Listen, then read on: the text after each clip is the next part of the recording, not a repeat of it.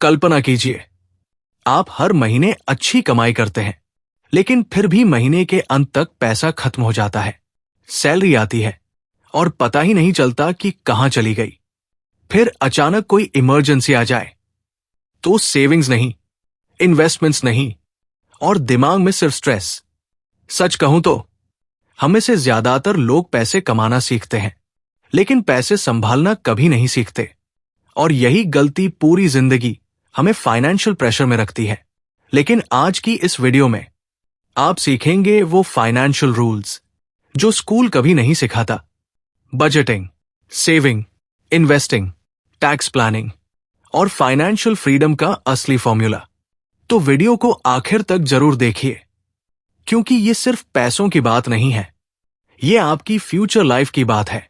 Welcome to PS bookish. जरा सोचिए, अगर किसी के पास बहुत ज्यादा पैसा नहीं है, लेकिन वो अपने खर्चों को समझदारी से मैनेज करता है, तो वो भविष्य में सुरक्षित रह सकता है।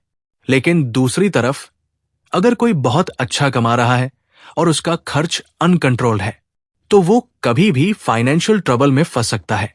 सच्चाई यह है कि इनकम से ज्यादा जरूरी है इनकम की समझ, और यही है फाइनेंशियल लिटरेसी। मतलब अपने पैसों को कैसे अर्न, सेव, स्पेंड और ग्रो किया जाए, इसकी सही नॉलेज रखना। कई बार हम सोचते हैं जब ज्यादा पैसे आएंगे तब सेविंग शुरू करेंगे, अभी तो एंजॉय करने का टाइम है, फ्यूचर बाद में देखेंगे। लेकिन यही सोच धीरे धीरे हमें फाइनेंशियल प्रॉब्लम्स की तरफ धकेल देती है। फाइनेंशियल लिटरेसी हमें सिखाती है कि चाहे हमारी इनकम कम हो, अगर हम उसे सही तरीके से मैनेज करें तो हम एक स्टेबल और रिस्पेक्टफुल लाइफ बना सकते हैं। क्योंकि पैसा सिर्फ खर्च करने की चीज नहीं है, पैसा हमारी लाइफ को कंट्रोल करने वाला एक पावरफुल टूल है। अगर ये टूल सही तरीके से हमारे हाथ में हो तो हम अपने ड्रीम्स भी पूरे कर सकते हैं और इमरजेंसीज को भी बिना टूटे संभाल सकते हैं। और सबसे बड़ी बात, पैसा सिर्फ नंबर नहीं होता, उससे हमारी इमोशंस जुड़ी होती है। कभी हम दुखी होते हैं तो शॉपिंग कर लेते हैं, कभी स्ट्रेस में होते हैं तो इंपल्सिव खर्च कर देते हैं। लेकिन फाइनेंशियल लिटरेसी हमें यह सिखाती है कि पैसों से जुड़े फैसले इमोशनली नहीं, लॉजिकली लेने चाहिए। और यही आदत हमें स्ट्रेस से भी बचाती है और गोल्स के करीब भी ले जाती है। अभिजीत कॉलबकर कहते हैं कि फाइनेंशियल लिटरेसी हमें एम्पावरमेंट देती है। जब हमें पैसों की सही समझ होती है तो हम अपने फैसले खुद ले सकते हैं। हमें हर छोटी चीज के लिए किसी पर डिपेंड नहीं रहना पड़ता, ना फैमिली पर, ना सिस्टम पर, ना किस्मत पर। इमेजिन कीजिए, अगर आपको यह साफ पता हो कि आपकी इनकम का कितना हिस्सा खर्च करना है, कितना बचाना है और कितना इन्वेस्ट करना है, तो आप जिंदगी कहीं ज्यादा कॉन्फिडेंस के साथ जी पाएंगे। चाहे जॉब चली जाए, कोई इमरजेंसी आ जाए या लाइफ में कोई बड़ा फैसला लेना हो, अगर आपने अपने पैसों को सही तरीके से मैनेज किया है तो आप पैनिक नहीं करेंगे, आप स्मार्ट डिसीजन लेंगे। आज हमारे आसपास कितने लोग EMI में फंसे हुए हैं, क्रेडिट कार्ड डेट से परेशान हैं या रिटायरमेंट को लेकर डरे हुए हैं। और इसका सबसे बड़ा कारण है फाइनेंशियल लिटरेसी की कमी। अगर हमें स्कूल से ही यह सिखाया जाता कि बजट कैसे बनाते हैं, सेविंग्स क्यों जरूरी है और इन्वेस्टिंग कैसे काम करती है, तो शायद आज हमारी जिंदगी कहीं ज्यादा सिक्योर और पीसफुल होती। फाइनेंशियल लिटरेसी हमें यह भी सिखाती है कि जरूरत और चाहत में फर्क कैसे किया जाता है। हर नई चीज जो मार्केट में आती है वो जरूरी नहीं कि हमारे लिए भी जरूरी हो। अगर हमें पैसों की समझ है तो हम हर शाइनी चीज देखकर उसे खरीदने की जरूरत महसूस नहीं करेंगे। हम सोच समझकर खर्च करेंगे और अपने गोल्स के लिए सेविंग करेंगे। और एक बात हमेशा याद रखिए, फाइनेंशियल प्लानिंग सिर्फ अमीरों के लिए नहीं होती। बहुत लोग कहते हैं हम जैसे मध्यम वर्ग के लोग क्या फाइनेंशियल प्लानिंग करेंगे, लेकिन सच इसका उल्टा है। जिन लोगों के रिसोर्सेस लिमिटेड होते हैं उन्हें फाइनेंशियल लिटरेसी की सबसे ज्यादा जरूरत होती है, क्योंकि उन्हें हर फैसला ज्यादा समझदारी से लेना पड़ता है। जब हम अपने बच्चों को पढ़ाते हैं तो हम चाहते हैं कि वे डॉक्टर, इंजीनियर या आईएएस बने, लेकिन क्या हम उन्हें ये सिखाते हैं कि उनकी पहली सैलरी का क्या करना है? क्या उन्हें पता होता है कि टैक्स कैसे काम करता है? म्यूचुअल फंड्स क्या होते हैं? इमरजेंसी फंड क्यों जरूरी होता है? यही वो गैप है जिसे भरने की जरूरत है। अगर फाइनेंशियल लिटरेसी को अर्ली एज में सिखाया जाए तो एक पूरी जनरेशन फाइनेंशियली एम्पावर्ड बन सकती है। पैसा सिर्फ खर्च करने की चीज नहीं है, वो एक रिस्पॉन्सिबिलिटी है, और इस रिस्पॉन्सिबिलिटी को सही तरीके से निभाने के लिए फाइनेंशियल नॉलेज जरूरी है। जैसे गाड़ी चलाने के लिए ड्राइविंग लाइसेंस चाहिए, वैसे ही पैसे को संभालने के लिए फाइनेंशियल अंडरस्टैंडिंग चाहिए, वरना या तो हम क्रैश कर जाएंगे या गलत मोड़ पर भटक जाएंगे। फाइनेंशियल लिटरेसी हमें यह भी सिखाती है कि पैसे को लेकर गिल्ट या डर रखने की जरूरत नहीं है। अगर हम प्लानिंग के साथ चलते हैं तो हम गिल्ट फ्री तरीके से एंजॉय भी कर सकते हैं और सिक्योर भी रह सकते हैं। यानी स्मार्ट स्पेंडिंग, ना जरूरत से ज्यादा खर्च और ना हर चीज से डरकर पीछे हटना। और यही सबसे पावरफुल माइंडसेट है, क्योंकि फाइनेंशियल लिटरेसी सिर्फ कैलकुलेटर्स और स्प्रेडशीट्स की बात नहीं है। ये एक माइंडसेट है, एक डिसिप्लिन है, एक वे ऑफ थिंकिंग है, और यही डिसिप्लिन हमें देता है फाइनेंशियल फ्रीडम, मेंटल पीस और अपनी शर्तों पर जिंदगी जीने की आजादी। अगर इस पूरे कॉन्सेप्ट को एक लाइन में समझना हो तो वो लाइन होगी, कमाई से ज्यादा जरूरी है कमाई की समझ। अभिजीत कोल्बकर का पूरा संदेश यही है। अगर हमें पैसों की समझ है तो कम कमाई में भी हम सिक्योर फ्यूचर बना सकते हैं, लेकिन अगर समझ नहीं है तो लाखों की सैलरी भी हमें परेशानियों से नहीं बचा पाएगी। इसलिए फाइनेंशियल लिटरेसी को इग्नोर मत कीजिए, इसे अपनी जिंदगी का एक इंपॉर्टेंट पार्ट बनाइए। आज इंटरनेट पर हर नॉलेज अवेलेबल है, free YouTube videos, courses, blogs, books, सब कुछ। और अगर आप ऐसी ही पावरफुल और लाइफ चेंजिंग बुक्स और आइडियाज आसान भाषा में सीखना चाहते हैं तो जुड़े रहिए पीएस बुकिश के साथ। शुरुआत कीजिए अपने बजट से, छोटे छोटे फाइनेंशियल गोल्स बनाइए, सेविंग की आदत डालिए और धीरे धीरे इन्वेस्टिंग सीखिए। यकीन मानिए, यही छोटे कदम आपको लंबे समय में सक्सेस, स्टेबिलिटी और पीस की तरफ ले जाएंगे। क्योंकि जिंदगी में पैसों की समस्या सिर्फ पैसों से नहीं, नॉलेज से सॉल्व होती है। और फाइनेंशियल लिटरेसी वही नॉलेज है जो आपको सिर्फ सर्वाइव करना नहीं बल्कि थ्राइव करना सिखाती है। हम में से बहुत लोग अपने पैसों को लेकर हमेशा कंफ्यूज रहते हैं। कब कितना खर्च हो गया, कहां से आया, कहां चला गया, कुछ समझ ही नहीं आता। और यही वजह है कि कई बार अच्छी कमाई करने वाले लोग भी फाइनेंशियल प्रॉब्लम्स में फंस जाते हैं। अभिजीत कोल्बकर कहते हैं कि इसका सबसे सिंपल और पावरफुल सॉल्यूशन है बजटिंग। बजटिंग फाइनेंशियल हेल्थ का पहला और सबसे जरूरी कदम है। लेकिन याद रखिए, बजटिंग का मतलब सिर्फ खर्चे कम करना नहीं होता। इसका मतलब है अपने पैसों के फ्लो को समझना और उसे कंट्रोल करना। सोचिए, आपकी इनकम एक बड़े पानी के टैंक की तरह है और उसमें से हर दिन थोड़ा थोड़ा पानी लीक हो रहा है। कभी बिजली का बिल, कभी ऑनलाइन शॉपिंग, कभी दोस्तों के साथ डिनर। अगर आपने उस लीक को कंट्रोल नहीं किया तो चाहे टैंक कितना भी बड़ा हो, एक दिन खाली हो जाएगा। लेकिन अगर आप हर ड्रॉप को कॉन्शियसली मैनेज करें तो वही पानी आपको लंबे समय तक सपोर्ट करेगा। बजटिंग बिल्कुल इसी तरह काम करती है। कोल्बकर बजटिंग को एक कॉन्शियस प्रोसेस मानते हैं।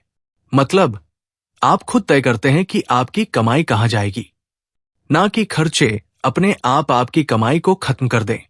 और इसके लिए वो बताते हैं जीरो बेस्ड बजटिंग। इसमें आपकी हर इनकम पहले से प्लान होती है। हर एक रुपया एक पर्पस के साथ जुड़ा होता है। कोई पैसा यूं ही बेकार नहीं जाता। इससे आपको दो सबसे पावरफुल चीजें मिलती हैं, क्लैरिटी और कंट्रोल। अब बात करते हैं एक बहुत फेमस रूल की, 50-30-20 रूल। इस रूल के अनुसार 50% इनकम आपकी जरूरतों के लिए, जैसे रेंट, फूड, बिल्स। 30% आपकी वॉन्ट्स के लिए, जैसे मूवीज, शॉपिंग, आउटिंग्स, और 20% सेविंग और इन्वेस्टमेंट के लिए। ये एक शानदार स्टार्टिंग पॉइंट है, लेकिन कॉल्बकर कहते हैं कि आपको इसे अपनी लाइफ के हिसाब से कस्टमाइज करना चाहिए, क्योंकि हर इंसान की जिम्मेदारियां और जरूरतें अलग होती हैं। आज बजटिंग को आसान बनाने के लिए कई स्मार्ट टूल्स मौजूद हैं।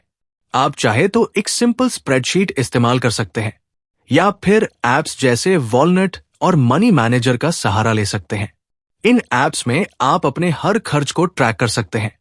कहां कितना खर्च हुआ, किस कैटेगरी में गया, सब कुछ साफ दिखाई देता है।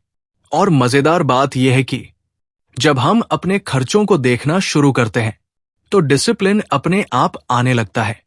कोल्बकर कहते हैं, बजट हमेशा मंथली बनाइए, लेकिन वीकली रिव्यू जरूर कीजिए, क्योंकि जब आपको रियल टाइम फीडबैक मिलता है तो आप समय रहते अपनी गलतियां सुधार सकते हैं। जैसे अगर आपने देखा कि इस महीने बाहर खाने पर जरूरत से ज्यादा खर्च हो गया, तो अगले हफ्ते से ही आप उसे कंट्रोल कर सकते हैं। और सबसे जरूरी बात, बजट बनाने का मतलब ये नहीं कि आपको जिंदगी की खुशियां छोड़नी है, बल्कि इसका मतलब है कि आप अपने डिसीजंस कॉन्शियसली लें। जब आप प्लानिंग के साथ खर्च करते हैं तो गिल्ट कम होता है और कॉन्फिडेंस बढ़ता है। मान लीजिए आपने तय किया कि इस महीने 2000 रुपए सिर्फ आउटिंग्स के लिए रखेंगे, तो जब आप दोस्तों के साथ मूवी देखने जाएंगे या कैफे में बैठेंगे तो आपके मन में गिल्ट नहीं होगा, क्योंकि आपने वो पैसा पहले से प्लान किया था। और यही फाइनेंशियल फ्रीडम की असली शुरुआत है। अगर आपको ये वीडियो वैल्यूएबल लगी हो तो इसे लाइक और शेयर जरूर कीजिए, ताकि ज्यादा से ज्यादा लोग फाइनेंशियली अवेयर बन सकें। तो आपको ये डर नहीं रहता कि शायद ज्यादा खर्च हो रहा है। आप खुलकर एंजॉय करते हैं, क्योंकि आप पहले से प्रिपेयर्ड होते हैं। लेकिन यहां ज्यादातर लोग एक बहुत बड़ी गलती कर देते हैं। वे बजट एक बार बनाते हैं और फिर उसे भूल जाते हैं, जबकि सच्चाई यह है कि बजट कोई वन टाइम टास्क नहीं है। ये एक हैबिट है, एक लाइफस्टाइल है। हर महीने, हर हफ्ते आपको अपने बजट को रिव्यू करना पड़ता है, अपडेट करना पड़ता है, क्योंकि जैसे जैसे आपकी जिंदगी बदलती है, नई जॉब, नया खर्च, शादी, बच्चे, रिस्पॉन्सिबिलिटीज, वैसे वैसे आपका बजट भी बदलना चाहिए। इसे स्टैटिक नहीं, डायनामिक बनाइए। दरअसल बजटिंग एक तरह की सेल्फ अवेयरनेस है। ये आपको आपके फाइनेंशियल बिहेवियर का मिरर दिखाती है। आप कहां ओवरस्पेंड करते हैं, कहां पैसा वेस्ट होता है और कहां इंप्रूवमेंट की जरूरत है। कई बार आप खुद हैरान रह जाएंगे कि छोटे छोटे खर्चे कितने बड़े बन जाते हैं। जैसे अगर आप रोज सिर्फ 100 रुपए की कॉफी पीते हैं तो महीने में 3000 रुपए और साल में 36,000 रुपए खर्च हो जाते हैं। अब जरा सोचिए, अगर यही 36,000 रुपए आप हर साल सिप में इन्वेस्ट करते तो कुछ वर्षों में वो कितना बड़ा अमाउंट बन सकता था। यही फर्क है इंस्टेंट प्लेजर और लॉन्ग टर्म वेल्थ में। कोल्बकर कहते हैं कि जो लोग बजट बनाना शुरू करते हैं वे धीरे धीरे फाइनेंशियली कॉन्फिडेंट बनते जाते हैं। उनके खर्चों में कंट्रोल आता है, सेविंग्स बढ़ती है और डिसीजंस पहले से कहीं ज्यादा स्मार्ट हो जाते हैं। क्योंकि बजटिंग सिर्फ पैसा बचाने का तरीका नहीं है, ये एक माइंडसेट शिफ्ट है। इसमें आप अपनी जिंदगी के ड्राइवर बन जाते हैं। अब खर्च आपको कंट्रोल नहीं करता, आप खर्च को कंट्रोल करते हैं। और ये आदत सिर्फ बड़ों के लिए नहीं है, बच्चों को भी बजटिंग की आदत सिखाना बेहद जरूरी है। जब बच्चे अपनी पॉकेट मनी को डिवाइड करना सीखते हैं कि कितना खर्च करना है, कितना बचाना है, तभी से उनकी फाइनेंशियल हैबिट्स मजबूत बनने लगती है। और यही छोटी आदतें उन्हें बड़े होकर फाइनेंशियली मैच्योर बनाती है। कई लोग सोचते हैं जब ज्यादा पैसे आएंगे तब बजट बनाएंगे, लेकिन सच तो यह है कि जितनी लिमिटेड इनकम होगी उतना ज्यादा रीजन है बजट बनाने का। क्योंकि जब रिसोर्सेस कम होते हैं तब प्लानिंग और भी ज्यादा जरूरी हो जाती है। और अगर आपने कम पैसों में मैनेज करना सीख लिया तो भविष्य में ज्यादा इनकम आने पर भी आप उस पैसे को वाइजली यूज कर पाएंगे। बजटिंग का एक और बड़ा फायदा है, ये आपको इमरजेंसीज के लिए तैयार रखती है, चाहे मेडिकल इमरजेंसी हो या अचानक जॉब लॉस। अगर आपने पहले से अपने खर्चों को मैनेज किया है और थोड़ी सेविंग्स रखी है, तो आप पैनिक नहीं करेंगे। आप काम रहेंगे और सिचुएशन को स्मार्टली हैंडल करेंगे। अगर आप आज से बजटिंग शुरू करना चाहते हैं, तो बस एक सिंपल स्टेप लीजिए। पिछले महीने के अपने सारे खर्च लिखिए, फिर उन्हें कैटेगरीज में डिवाइड कीजिए। Rent, food, transport, entertainment, shopping आदि। अब खुद से पूछिए, किस कैटेगरी में आप कटौती कर सकते हैं और कहां आपको बेहतर प्लानिंग की जरूरत है। यही आपकी फाइनेंशियल ट्रांसफॉर्मेशन जर्नी की शुरुआत है। याद रखिए, बजटिंग आपको फाइनेंशियल फ्रीडम की दिशा में पहला कदम देती है। शुरुआत में यह थोड़ा मुश्किल लग सकता है, लेकिन धीरे धीरे यही हैबिट आपकी पूरी जिंदगी बदल सकती है। जब आप रिजल्ट्स देखेंगे, ज्यादा सेविंग्स, कम टेंशन, बेहतर कंट्रोल, तो आपको खुद पर प्राउड महसूस होगा। इसलिए आज ही एक छोटा सा बदलाव लाइए। अपने पैसों का डायरेक्शन खुद तय कीजिए, क्योंकि पैसे की असली ताकत उसे कमाने में नहीं, बल्कि उसे समझदारी से इस्तेमाल करने में होती है। और वो समझदारी आती है बजटिंग से। जब बात पैसों की आती है, तो हम में से ज्यादातर लोग यही सोचते हैं, जो बचेगा वही बचत होगी। लेकिन अभिजीत कोलबकर इस सोच को पूरी तरह पलट देते हैं। वो कहते हैं, जो बचाना है उसे पहले बचाओ, जो बचे उसे खर्च करो। यानी सेविंग्स को प्रायोरिटी बनाओ, लेफ्ट ओवर नहीं। और ये सिर्फ पैसे जमा करने की बात नहीं है, बल्कि एक पर्पस के साथ सेविंग करने की बात है। बहुत लोग पैसे बचाते तो हैं, लेकिन बिना किसी गोल के। उन्हें लगता है कि जितना ज्यादा कैश घर में या अकाउंट में पड़ा रहेगा, उतना अच्छा है। लेकिन कोलबकर समझाते हैं कि यह सोच लॉन्ग टर्म में नुकसान पहुंचा सकती है, क्योंकि इन्फ्लेशन यानी महंगाई हर साल आपके पैसों की वैल्यू कम करती रहती है। जो चीज आज 1,000 रुपए में मिल रही है, हो सकता है 5 साल बाद वही 500 रुपए की हो जाए। यानी अगर आपका पैसा बस पड़ा है और ग्रो नहीं हो रहा, तो धीरे धीरे उसकी ताकत खत्म हो रही है।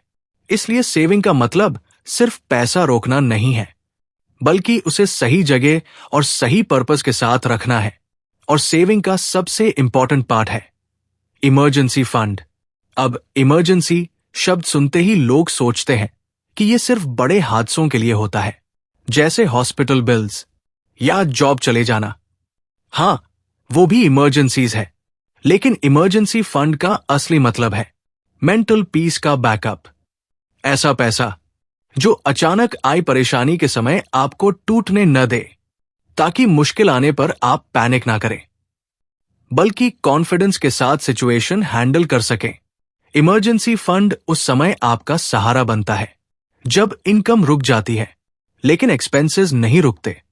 इसीलिए कोलबकर स्ट्रांगली रेकमेंड करते हैं कि हर इंसान के पास कम से कम 3 से 6 महीने के खर्च जितना इमरजेंसी फंड होना चाहिए। अगर आपका मंथली एक्सपेंस 25,000 रुपए है, तो आपके पास कम से कम 75,000 रुपए से 1.5 लाख रुपए तक का बैकअप होना चाहिए।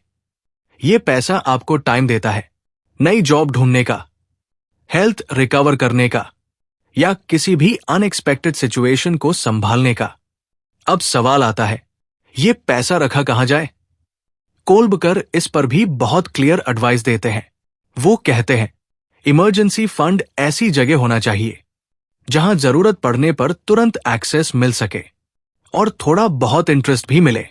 इसके लिए कुछ अच्छे ऑप्शंस हैं। रिकरिंग डिपॉजिट्स यानी आरडी, जहां हर महीने एक फिक्स्ड अमाउंट जमा होता है। स्वीप इन अकाउंट्स, जो सेविंग्स अकाउंट और एफडी का स्मार्ट कॉम्बिनेशन होते हैं। और कुछ डिजिटल वॉलेट्स जैसे पेटीएम या फोन पे, जहां पैसा रखना आसान होता है लेकिन रिटर्न कम मिलता है। आरडी डिसिप्लिन सिखाती है, हर महीने पैसा ऑटोमेटिकली जमा होता रहता है और समय के साथ एक अच्छा अमाउंट बन जाता है। स्वीप इन अकाउंट एक स्मार्ट ऑप्शन है, क्योंकि उसमें पैसा जरूरत पड़ने तक सेविंग्स में रहता है और लिमिट क्रॉस होते ही एफडी में कन्वर्ट होकर ज्यादा इंटरेस्ट देने लगता है। कोलबकर कहते हैं, इमरजेंसी फंड का गोल है लिक्विडिटी प्लस सेफ्टी प्लस थोड़ा रिटर्न, यानी पैसा ऐसा हो जो सेफ भी रहे, जरूरत पड़ते ही तुरंत मिल भी जाए और थोड़ा ग्रो भी करे। सेविंग को हैबिट बनाने के लिए कोलबकर एक पावरफुल एडवाइस देते हैं, अपनी इनकम का कम से कम 10% हर महीने सेव करो और उसे ऑटोमेट कर दो। मतलब सैलरी आते ही कुछ पैसा ऑटोमेटिकली आपके सेविंग्स अकाउंट, आरडी या म्यूचुअल फंड में चला जाए। जैसे रेंट और ईएमआई नॉन नेगोशिएबल होते हैं, वैसे ही सेविंग्स को भी ट्रीट करो, क्योंकि सेविंग कोई ऑप्शन नहीं, आपके फ्यूचर की सिक्योरिटी है। जब सेविंग ऑटोमेटिक हो जाती है तो विल पावर की जरूरत कम पड़ती है और धीरे धीरे वेल्थ खुद बननी शुरू हो जाती है। और जब कुछ समय बाद आप अपनी सेविंग्स को बढ़ते हुए देखते हैं तो जो कॉन्फिडेंस मिलता है वो शब्दों में बयान नहीं किया जा सकता। ये सिर्फ फाइनेंशियल सेटिस्फैक्शन नहीं होता, ये एक साइकोलॉजिकल स्ट्रेंथ भी देता है। आपको महसूस होता है चाहे कुछ भी हो जाए मैं संभाल लूंगा, और यही फीलिंग इंसान को अंदर से स्ट्रांग बनाती है। कोलबकर बार बार एक बात दोहराते हैं, सेविंग सिर्फ नंबर्स का गेम नहीं है, ये एक माइंडसेट है। जब आप छोटी छोटी चीजों में अवेयरनेस लाते हैं, जैसे बाहर कम खाना, इंपल्स शॉपिंग से बचना, डिस्काउंट्स का स्मार्ट यूज करना, तो धीरे धीरे आप एक सेविंग मशीन बन जाते हैं और यही आदतें लाइफ लॉन्ग आपका साथ देती है। सेविंग करने के लिए अमीर होना जरूरी नहीं है। आप 10,000 रुपए कमाते हो या 1,00,000 रुपए, सेविंग की हैबिट आपकी इनकम से नहीं, आपकी सोच से बनती है। अगर आपने कम पैसों में सेविंग करना सीख लिया तो ज्यादा पैसे आने पर आप उन्हें और बेहतर तरीके से हैंडल कर पाएंगे, और यही स्किल आपको फाइनेंशियल स्टेबिलिटी देती है। इमरजेंसी फंड का एक साइकोलॉजिकल बेनिफिट भी है। जब आपके पास बैकअप होता है तो आप हर छोटी बात से डरते नहीं, आप रिस्क लेने की हिम्मत करते हैं, चाहे नया कोर्स करना हो, जॉब स्विच करनी हो या कोई साइड हसल शुरू करना हो, क्योंकि आपको पता होता है अगर कुछ गलत भी हुआ तो आप संभल सकते हैं, और यही कॉन्फिडेंस आपकी ग्रोथ को बूस्ट करता है। लेकिन एक बात हमेशा याद रखिए, पैसा जितना स्टैटिक रहेगा उतना कम पावरफुल बनेगा। इसलिए इमरजेंसी फंड तैयार करने के बाद बाकी पैसे को इन्वेस्ट करना जरूरी है ताकि वो समय के साथ ग्रो कर सके। लेकिन इन्वेस्टमेंट से पहले प्रोटेक्शन जरूरी है। पहले खुद को सिक्योर कीजिए, फिर वेल्थ ग्रो करने के बारे में सोचिए। अभी तो सब ठीक चल रहा है, फिर इमरजेंसी फंड की क्या जरूरत है? लेकिन सच्चाई यह है कि इमरजेंसी कभी बताकर नहीं आती, और मुश्किल समय में सबसे दर्दनाक चीज क्या होती है? दूसरों से उधार मांगना या मजबूरी में अपने एसेट्स बेचना। उससे कहीं बेहतर है कि आप पहले से खुद को इतना मजबूत बना लें कि हालात बदलें लेकिन आपका कॉन्फिडेंस ना बदले। सेविंग आपकी फाइनेंशियल लाइफ की फाउंडेशन है। अगर ये मजबूत है तो उसके ऊपर आप बहुत कुछ खड़ा कर सकते हैं। इन्वेस्टमेंट्स, ड्रीम्स, गोल्स और एक सिक्योर फ्यूचर। लेकिन अगर सेविंग ही नहीं है तो आपकी फाइनेंशियल बिल्डिंग कमजोर नींव पर खड़ी है जो कभी भी गिर सकती है। अगर आपने अभी तक सेविंग शुरू नहीं की है तो आज से एक छोटा कदम उठाइए, 500 रुपए ही सही, लेकिन हर महीने अलग रखिए, क्योंकि शुरुआत छोटी हो सकती है लेकिन उसका इंपैक्ट बहुत बड़ा होता है। Start small but stay consistent. धीरे धीरे आपको खुद मजा आने लगेगा जब आप देखेंगे कि आपकी सेविंग्स बढ़ रही है और आपके पास एक सॉलिड बैकअप तैयार हो रहा है। इसलिए अगली बार जब सैलरी आए तो सबसे पहले खुद को पे करो, यानी पहले सेव करो, फिर खर्चों की बारी आने दो, और हमेशा याद रखो, इमरजेंसी फंड कोई लक्ष्यूरी नहीं है, ये नेसेसिटी है।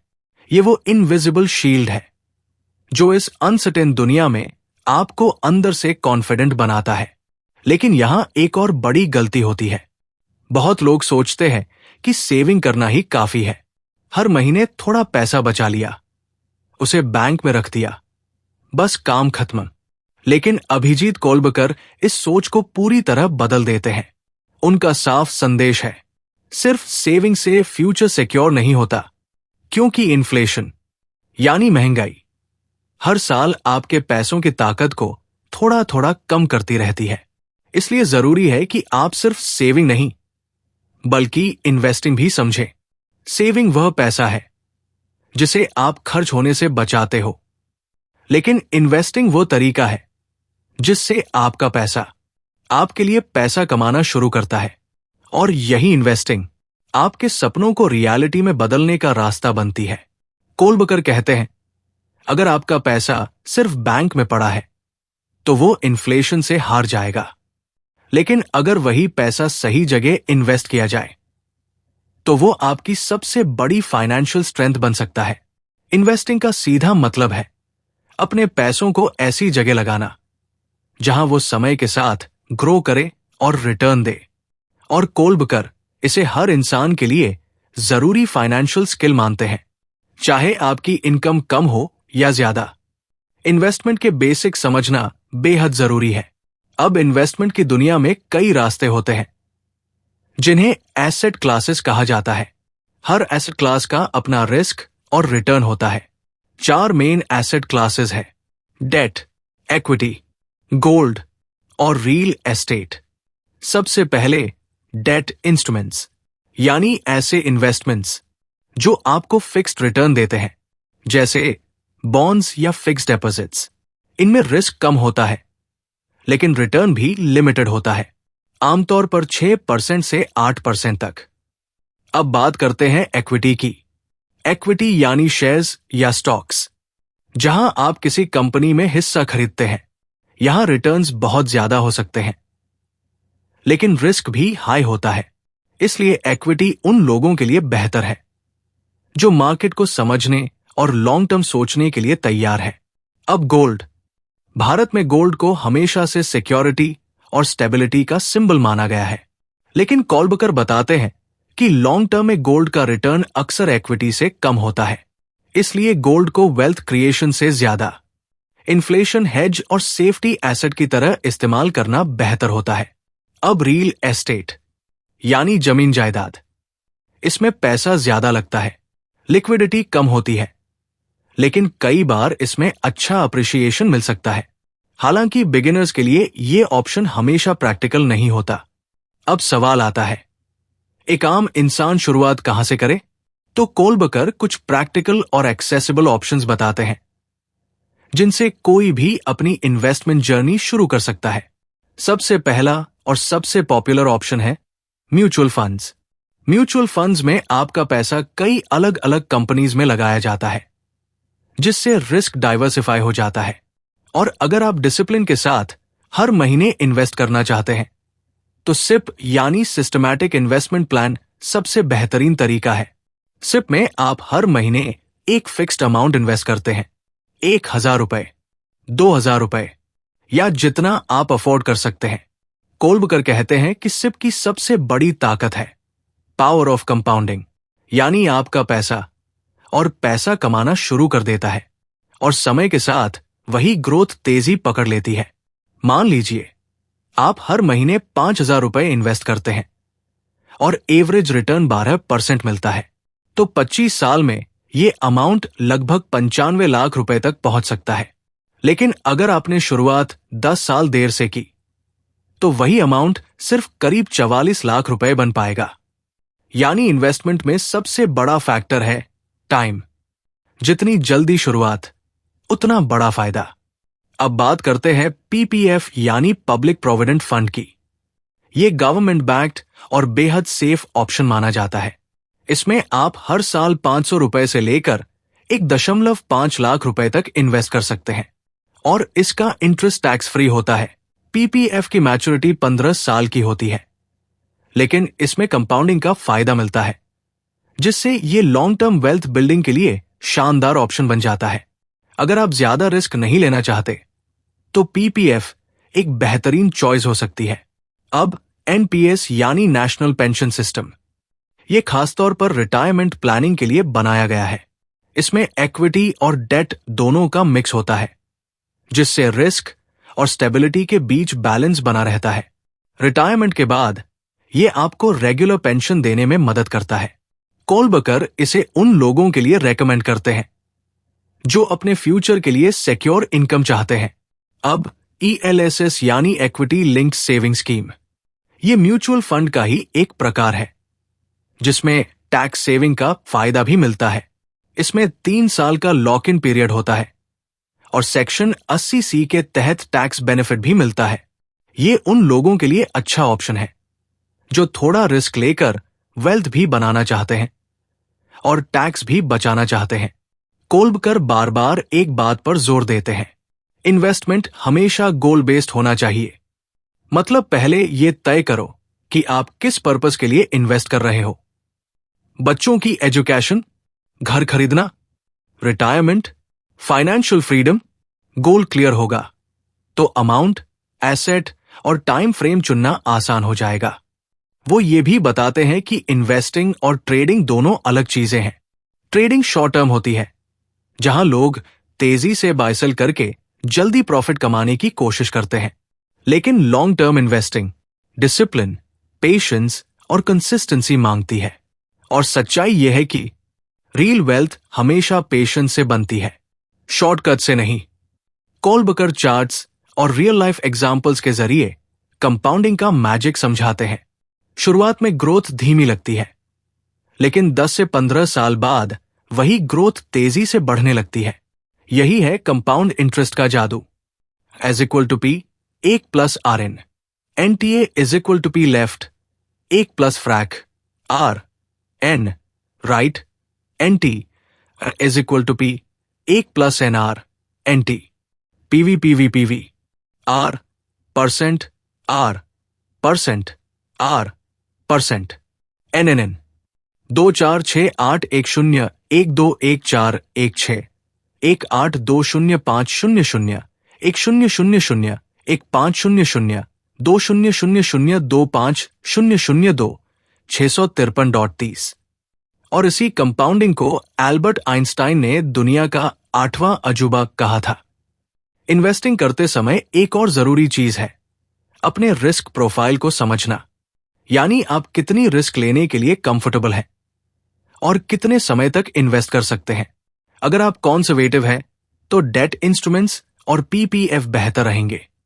अगर आप थोड़ा रिस्क ले सकते हैं तो इक्विटी और म्यूचुअल फंड्स एक्सप्लोर कर सकते हैं।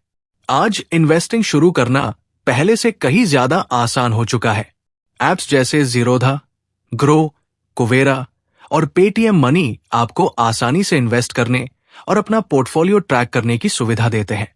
लेकिन कोलबकर एक बहुत इंपॉर्टेंट एडवाइस देते हैं, छोटी रकम से शुरू करो, सीखते जाओ और धीरे धीरे अमाउंट बढ़ाओ, क्योंकि इन्वेस्टिंग के लिए लाखों रुपए होना जरूरी नहीं है। आप 500 रुपए से भी शुरुआत कर सकते हो। जरूरत सिर्फ 2 चीजों की है, कंसिस्टेंसी और पेशेंस। इन्वेस्टिंग कोई ओवरनाइट रिच बनने का शॉर्टकट नहीं है। ये एक स्लो लेकिन बेहद पावरफुल जर्नी है जो समय के साथ वेल्थ क्रिएट करती है। Save for security, invest for growth. Saving आपको सेफ्टी देती है, लेकिन इन्वेस्टिंग आपकी पॉसिबिलिटीज खोलती है। अब बात करते हैं उस टॉपिक की जिसका नाम सुनते ही ज्यादातर लोग घबरा जाते हैं, टैक्स। जैसे ही टैक्स शब्द कानों में पड़ता है, दिमाग में कंफ्यूजन, डर और फ्रस्ट्रेशन शुरू हो जाती है।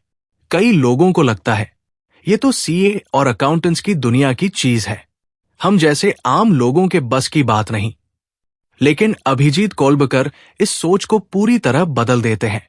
वो टैक्सेस को इतने आसान, प्रैक्टिकल और रिलेटेबल तरीके से समझाते हैं कि पहली बार सीखने वाला इंसान भी कह उठता है, अरे ये तो मैं भी समझ सकता हूं।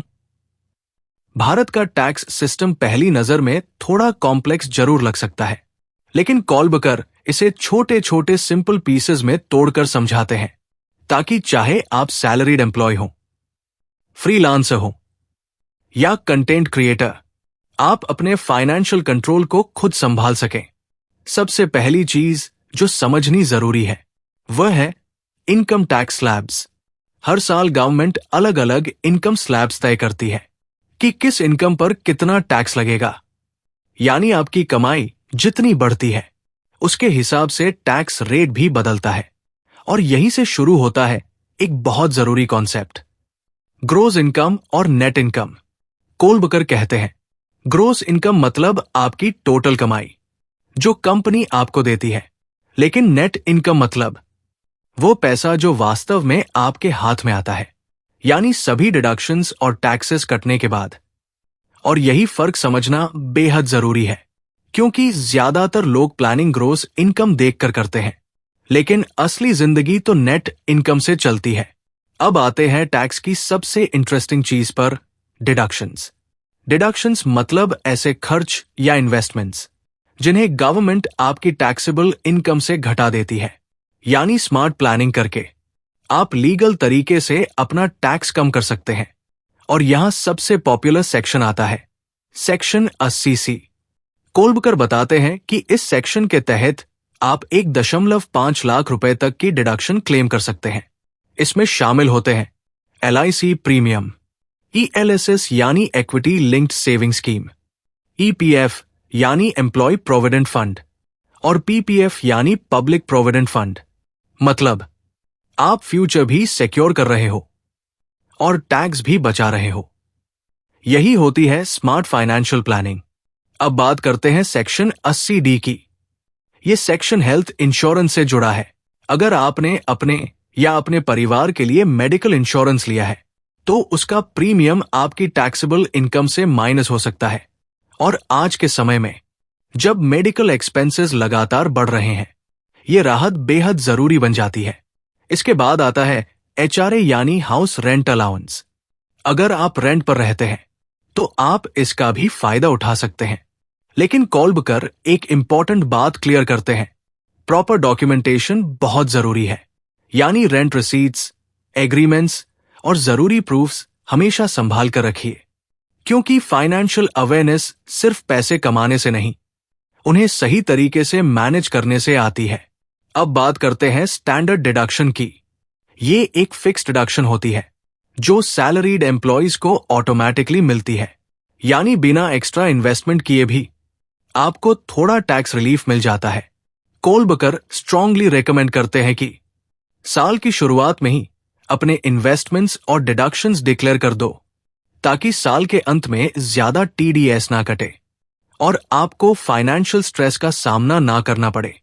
और अच्छी बात यह है कि आज के समय में ITR फाइलिंग पहले से कहीं ज्यादा आसान हो चुकी है, ऑनलाइन पोर्टल्स और एप्स की मदद से।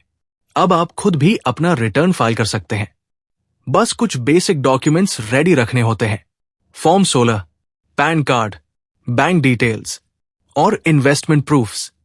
और अगर आप फ्रीलांसर हैं या गिग वर्कर जैसे कंटेंट क्रिएटर, डिजाइनर, कंसल्टेंट, तो कोलबकर आपके लिए भी बेहद प्रैक्टिकल एडवाइस देते हैं। क्योंकि भले ही आपको किसी कंपनी से सैलरी ना मिलती हो, लेकिन आपकी इनकम फिर भी टैक्सेबल हो सकती है। इसलिए आपको अपने सारे फाइनेंशियल रिकॉर्ड्स संभाल कर रखने चाहिए। बैंक ट्रांजैक्शंस, इनवॉइसेस और वर्क रिलेटेड एक्सपेंसेस जैसे internet bill, laptop, travel expenses, इनमें से कई चीजें बिजनेस एक्सपेंस के रूप में डिडक्ट भी की जा सकती है। और यही छोटी अवेयरनेस आपका काफी टैक्स बचा सकती है। कोलबकर की किताब का एक बेहद पावरफुल हिस्सा वो है जहां वह टैक्स से जुड़े मेंटल ब्लॉक्स के बारे में बात करते हैं। बहुत लोग सोचते हैं टैक्स तो सिर्फ अमीर लोग देते हैं, मेरी इनकम इतनी नहीं है। ये सब बहुत कॉम्प्लेक्स है। लेकिन कोलबकर धीरे धीरे इन सभी गलत धारणाओं को तोड़ते हैं। वो कहते हैं टैक्स सिर्फ कानून नहीं है, ये आपकी रिस्पॉन्सिबिलिटी है, एक रिस्पॉन्सिबल सिटीजन होने का हिस्सा। लेकिन इसका मतलब ये नहीं कि आप बिना प्लानिंग के ज्यादा टैक्स भरते रहें। कोलबकर यहां एक बहुत जरूरी फर्क समझाते हैं, टैक्स इवेजन और टैक्स प्लानिंग का फर्क। टैक्स इवेजन मतलब गलत जानकारी देकर टैक्स छुपाना, जो इलीगल है। लेकिन टैक्स प्लानिंग मतलब स्मार्ट तरीके से अपनी इनकम और इन्वेस्टमेंट्स को मैनेज करना, ताकि आप लीगल तरीके से टैक्स बचा सकें। और यही समझ फाइनेंशियली स्मार्ट लोगों को बाकी लोगों से अलग बनाती है। कोलबकर एक सिंपल फॉर्मूला भी देते हैं। सबसे पहले समझो कि आप किस टैक्स स्लैब में आते हो। फिर देखो कि आपके लिए कौन कौन सी डिडक्शंस अवेलेबल है और साल की शुरुआत में ही एक रफ कैलकुलेशन बना लो। बस इतना करने से साल भर स्ट्रेस कम रहेगा और आपको हमेशा पता रहेगा कितना टैक्स देना है और कितना बचाया जा सकता है। वो ये भी सलाह देते हैं कि अगर शुरुआत में टैक्स को लेकर कंफ्यूजन हो तो एक अच्छे सीएसए कंसल्टेशन ले लो, क्योंकि एक बार सही समझ आ गई तो अगली बार आप खुद भी कॉन्फिडेंस के साथ अपना आईटीआर फाइल कर सकते हो। और सबसे पावरफुल बात जो कोलबकर सिखाते हैं वह ये माइंडसेट है, टैक्स से डरने की जरूरत नहीं है। ये कोई मॉन्स्टर नहीं है, बल्कि आपकी फाइनेंशियल जर्नी का एक हिस्सा है। जैसे आप बजटिंग सीखते हो, सेविंग सीखते हो, इन्वेस्टिंग सीखते हो, वैसे ही टैक्स अंडरस्टैंडिंग भी फाइनेंशियल लिटरेसी का जरूरी हिस्सा है। और जिस दिन आपने टैक्सेस को समझ लिया उस दिन फाइनेंशियल इंडिपेंडेंस का रास्ता और ज्यादा क्लियर हो जाएगा, क्योंकि असली फाइनेंशियल फ्रीडम सिर्फ ज्यादा पैसा कमाने से नहीं आती, बल्कि अपने पैसों को समझदारी से संभालने से आती है। याद रखिए, पैसा सिर्फ खर्च करने की चीज नहीं है, ये आपकी फ्रीडम है, आपकी सिक्योरिटी है और आपके सपनों को रियलिटी में बदलने का टूल है। अगर आपने फाइनेंशियल लिटरेसी सीख ली तो धीरे धीरे आपकी जिंदगी बदलनी शुरू हो जाएगी। शुरुआत छोटी हो सकती है, लेकिन कंसिस्टेंसी आपको वहां पहुंचाती है जहां सिर्फ सपने देखने वाले लोग कभी नहीं पहुंच पाते। तो आज से फैसला कीजिए, पैसे के पीछे भागना नहीं है, पैसों को अपने लिए काम पर लगाना है। अगर वीडियो से कुछ भी सीखने को मिला हो तो इसे लाइक और शेयर जरूर करें, ताकि ज्यादा से ज्यादा लोग फाइनेंशियली अवेयर बन सकें और ऐसी ही पावरफुल बुक्स और लाइफ चेंजिंग नॉलेज आसान भाषा में सीखने के लिए सब्सक्राइब करें PS बुकिश। मिलते हैं अगली वीडियो में एक और पावरफुल आइडिया के साथ।